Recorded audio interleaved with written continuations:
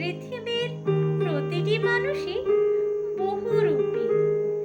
মানুষ হয়ে আজ যেন মানুষকেই ভয় পায়। এত মানুষের ভিড়ে কোনটা যে মুখ আর কোনটা যে মুখোশ বোঝা বড়ই তাই। এই বহুরূপী মানুষগুলোকে আমরা ততটুকুই চিনতে পারি যতটুকু তারা আমাদের কাছে প্রকাশ করে। এই বহুরূপী মানুষগুলো নিজের স্বার্থ পড়লে কত রকম ভাবে যে রূপ বদলায় তা দেখলে আজ বড্ড হাসি পায়।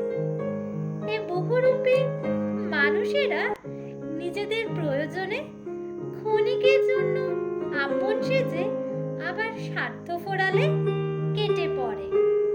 এই বহুরূপী মানুষগুলো মুখে মধু আর মনে